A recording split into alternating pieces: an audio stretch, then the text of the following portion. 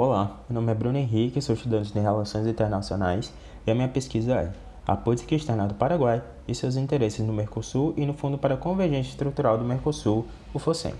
A pesquisa foi orientada pela professora doutora Aline Conte Castro e eu fiz parte do programa PIBIC. Relacionados aos Objetivos de Desenvolvimento Sustentável, minha pesquisa tangencia pelo menos dois deles, o ponto 8 e o ponto 9, que falam respectivamente sobre o crescimento econômico e inovação em infraestruturas.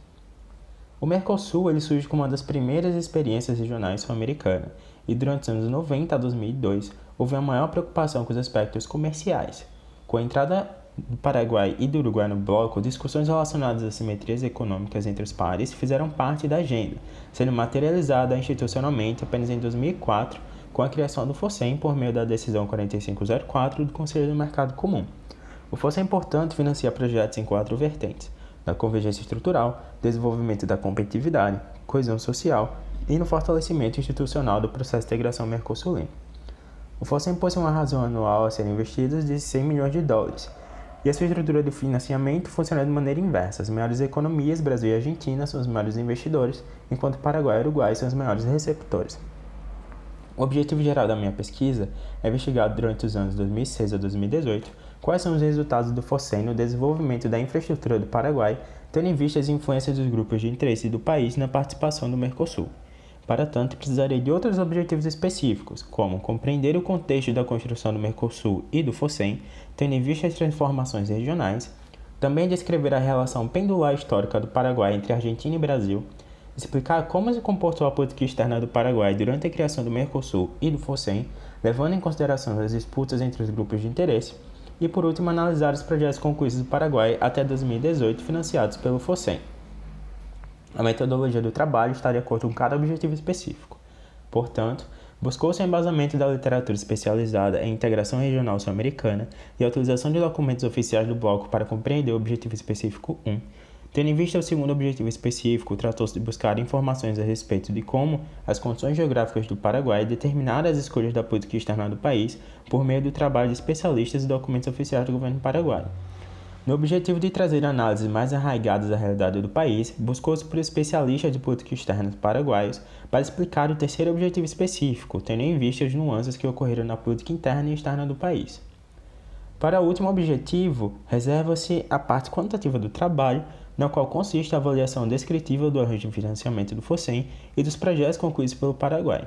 Para tanto, foram necessários a busca de dados dos projetos, um sistema de informação de projetos do FOSEM e a elaboração de inferências estatísticas prévias que pudessem corroborar com os argumentos qualitativos. Embora o Mercosul se apresente como uma importante alternativa para a inserção no mercado global, houve a necessidade de reconhecer as diferenças econômicas e propor um projeto que pudesse dirimir as assimetrias econômicas. A economia do Paraguai ela é historicamente dependente dos seus vizinhos mais imediatos, no caso Brasil e Argentina. Dessa maneira, desenvolver-se a política externa pendular e também o país não poderia fugir muito dessa lógica regional entre os dois países. Mesmo com a transição democrática e ampliação da participação de outros setores na política dos anos 90 no Paraguai, os novos protagonistas do poder continuaram com a lógica de favorecimento do seu grupo de interesse, dificultando a maior estratégia de desenvolvimento do país. Esse conflito de interesse das elites paraguaias entre ruralistas, industrialistas e comerciantes sobre a participação do país no Mercosul gerou pelo menos dois resultados. O primeiro é a criação do FOSEM pela alta demanda dentro do bloco e segundo a postergação da tarifa externa comum do bloco até 2005. O Paraguai ele tem demandado a ampliação do FOSEM, uma vez que o que foi investido até 2018 foi cerca de US$ 661 milhões, tornando o fundo uma importante alternativa para o desenvolvimento da infraestrutura do país. Dos novos projetos concluídos pelo Paraguai, 6 estão dentro da convergência estrutural. E existem projetos de transporte que falam sobre a restauração e ampliação das estradas que conectam as principais regiões produtoras entre si e também a malha de transporte americana direcionada aos portos brasileiros.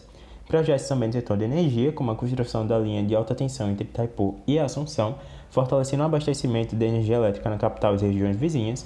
Também desenvolvimento da competitividade, com projetos concluídos de moradia à população de baixa renda, apoio financeiro a microempresas e cooperação para o monitoramento e vacinação contra a febre aftosa.